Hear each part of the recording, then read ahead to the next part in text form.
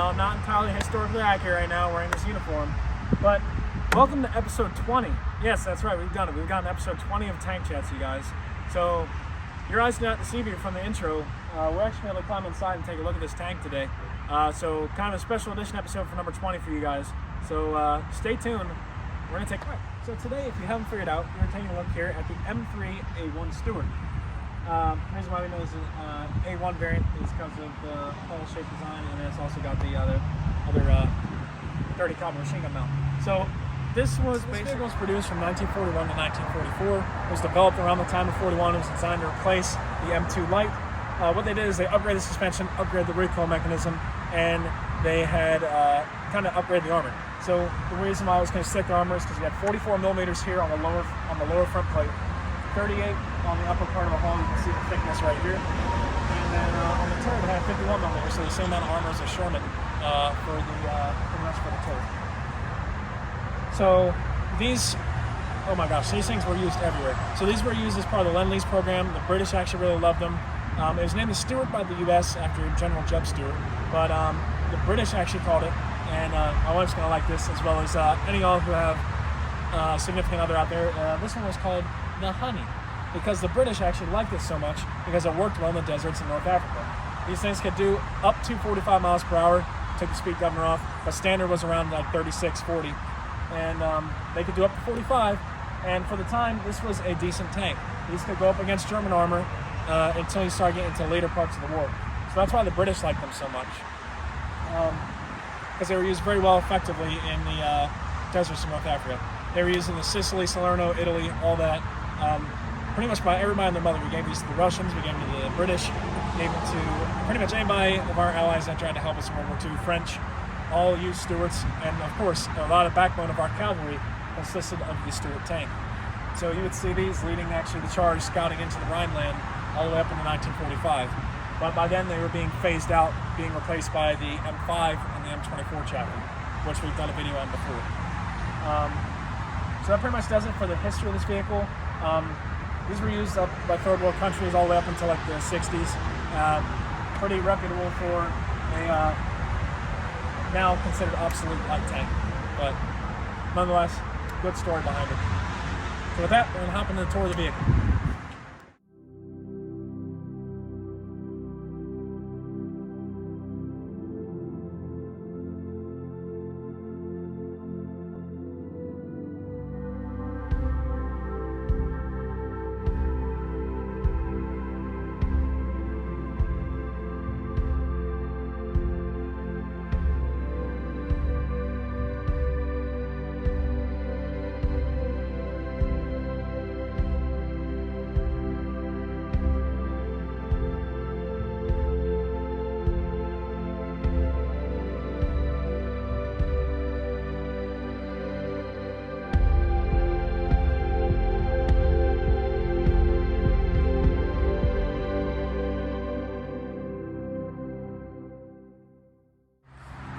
So hopping into the tour of the vehicle, I already went over the armor specifications. We're going to go over again. So the lower part of the hull was 44 millimeters, upper hull was 38 millimeters, and on the turret was as thick as the Sherman, about 51 millimeters. So 2 inches, inch and a half, about another 2 inches down here. Right here, you have a bush guard. It would be marking for your headlight right here. So this is actually your headlights right here. These have very basic headlights. Here is a ball mount for a 30 caliber machine gun. This one would have 3 30 caliber machine guns. The other one would be up here in this part of the mantler of the turret. On this side, you can see this is the sun shield, so this would be for the gunner sight. It would help reduce some of the sun glare onto the gunner side. Right here, the crew positions, you would have the assistant driver, radio operator, bow gunner hatch. He would operate this machine gun here. You have the driver right here. This would be his seat. The driver would sit right here. These, you can see, would fold up on a lever mechanism like this that you just pull, and it would close and open the hatch. So just like that, you close and open these hatches. I'm not going to mess with it, because it's already set up the way that they want it to be set up. But that's how you would work those hatches. And down here, you just got your front fenders. These could actually be fitted with dust covers. This one isn't, but they could be fitted with dust covers. You got rubberized tracks and metal tracks here. And you got and then this right here, this hatch would actually be access to the power pack and transmission. Down here are some towing lugs and iron bolt lifting plugs for attaching to like cargo or rail. So that does it for the front of the vehicle, you guys. With that, we're gonna hop up into the turret, and we are legit going to get inside this vehicle. So let's go. All right, so sorry guys, I know it's a little noisy, but we're hopping into the turret here. Right here, you have your two periscopes. So this would be your commander's seat right here. This would be your gunner.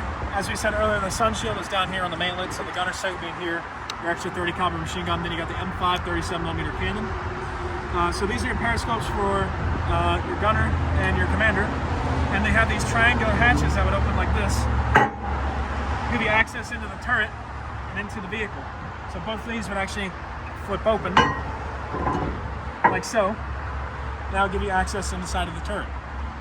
It's pretty cool that we get to do this. So, because you don't see too many examples like this, but this one's still actually in pretty good shape.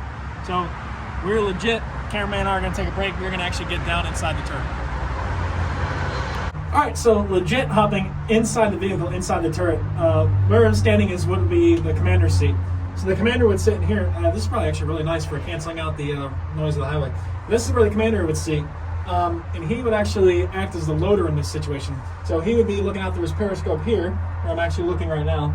He would be looking out through his periscope and he would feed around in the breech, while the gunner would sit over here where the cameraman's at. Poor guy's tucked back into the corner of this tank, barely fits. Right here you got ammunition rack stowage down here. You see this? And then back here, this is access to your engine back here. So the guys would actually open these panel doors and give you access to the engine.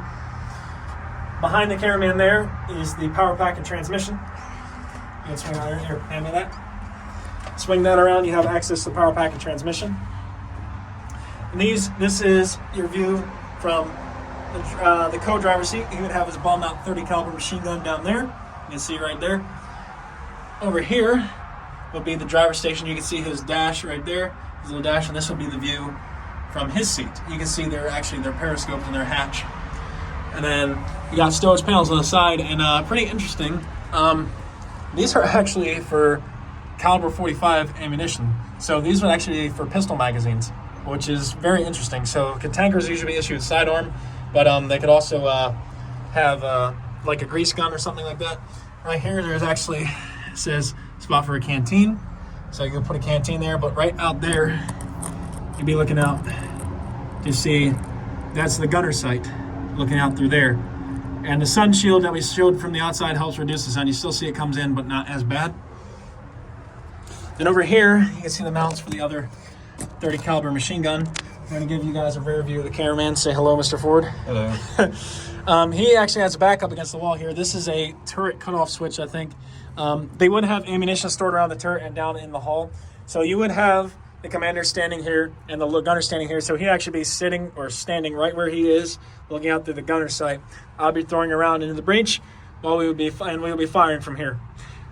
So this is the breech to the 37mm right here, and got a spot for binoculars right here. Some of the original, it's pretty cool. Some of the original writing is inside this vehicle. More holsters, and this actually, I don't know if we're gonna be able to get it open, but this is that square door hatch that we see from the outside. He's got one on his side as well.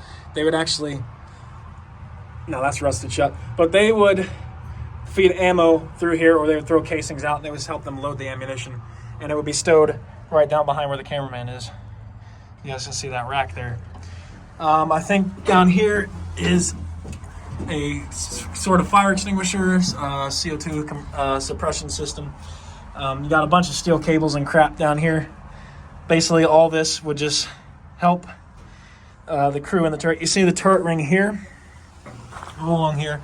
So the Stuarts, I believe, did not have a power traverse early, but they would have a mechanism where you would just crank the turret around and it would do 360 degrees. But pretty sweet that we got down in here. I'm gonna sit down on this side here a little bit. You actually see the stick shift lever still there by Mr. Ford. Ouch. So, if you guys don't know, fun fact, I am 6'5". Ford's about your average tanker's height, so it was kind of a squeeze getting in here, but we made it work. Yeah, so this is actually these are actually the periscopes right here where we would actually look out. So you can see how the periscope would go out up through there. You would look through the area right here. And this I think is actually a power box switch. This would be used for power to help power the vehicle. Like I said, access to transmission and power pack is down there. So pretty awesome, you guys. Glad I could bring this to you for the 20th episode special.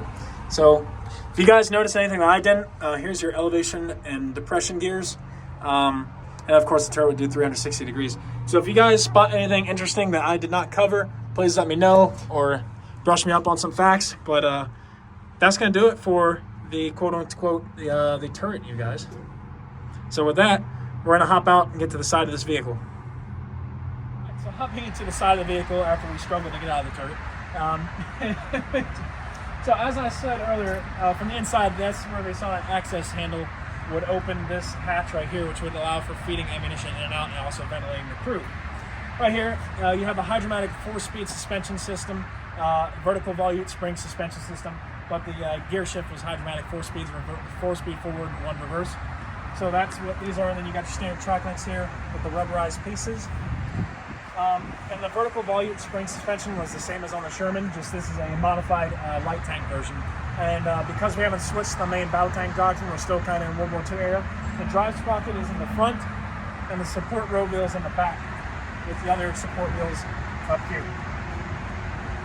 Right here you got a stowage bustle, little storage space, and you put some jerry cans and some equipment on here onto this side. And you also have this little hole for around. This would help this would access the engine as well through this area.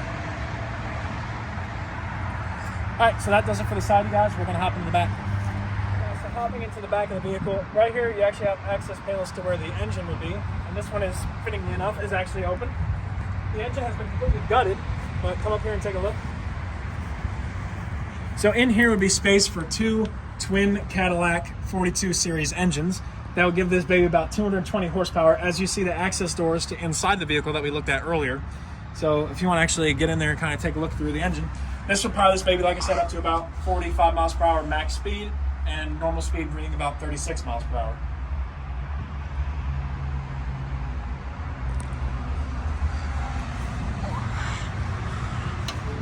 All right, so you have the back fenders here for your track links. It's funny enough, this thing actually has a chock block. But these also could fit dust covers. They would have fenders that could cover about half the track. They would sometimes put them on, but not all the time. Then, like I said, we just looked at the access doors. This is just the upper engine deck. This is actually a radio antenna back here. This would have like 2 radio antennas. That mount back there is actually a mount for a 30 caliber machine gun, so that would a ball mount AA 30 caliber machine gun. And here is another just stowage area, as well as access for one of your rear lights. You see the cable still attached right here if you want to take a look. So that's what that would be. Alright, so that does it for the rear of the vehicle, guys. You got animal looking points here, just another quick thing to cover. These were just little hooks to store equipment onto. So I'm very glad that we got to actually hop into this vehicle. Actually give you guys a better tour around. With that, we're gonna hop into the close out of this video, you guys. Fire! Put it out quick! We're done for. Everyone get out. Bail out. This vehicle has had it. We're done for. Everyone get out.